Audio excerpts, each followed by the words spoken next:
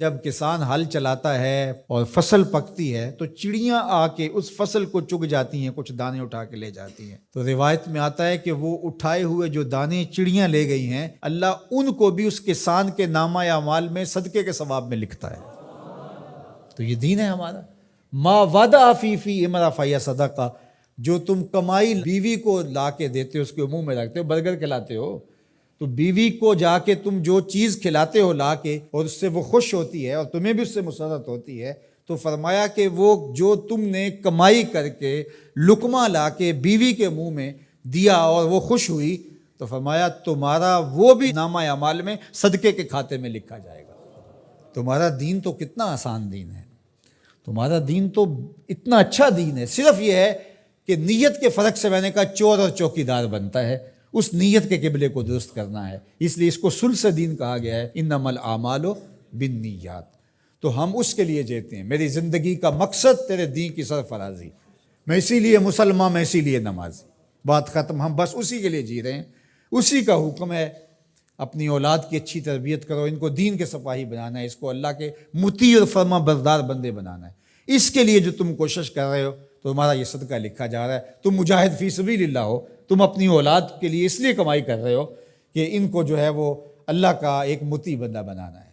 تم اپنے ہمسایوں کے ساتھ اس لیے سلوک کر رہے ہو کہ ہمسائے ہیں اور اللہ رسول کا حکم ہے اور میں نے ہمسایوں کے ساتھ اچھا سلوک کرنا ہے۔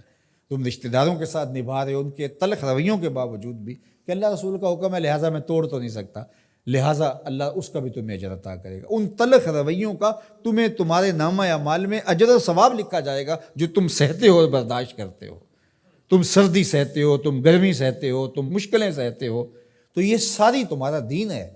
چونکہ تمہارے دین کو اللہ نے بہت خوبصورت بنایا ہے، تمہارا دین اور تمہاری دنیا الگ نہیں ہے۔ ایک صحابی کو حضور نے دیکھا کہ وہ بہت کمزور تھا، تو فرمایا کہ تمہاری یہ کیا حالت ہے، تم اتنے کمزور ہو؟ اس نے کہا میں نے اللہ سے ایک دعا مانگی تھی، شاید وہ قبول ہو گئی۔ فرمایا کیا ہوا؟ میں نے دعا مانگی تھی اللہ جو آخرت کے حصے کے دکھ ہیں وہ بھی دنیا پہ بھیج دے اور میری آخرت صاف ہونی چاہیے، تو شاید میری دعا قبول ہو گئی ہے، اور مجھے بہت ساری بیماریاں، دکھ اور اذیتیں ہیں جنہوں نے مجھے گھیر رکھا ہے۔ تو اس پر حضور خوش ہونے کی بجائے اسے ناراض ہو کے کہا کہ تو نے یہ کیوں کہا کہ آخرت کے حصے کے دکھ دنیا پہ آ جائیں؟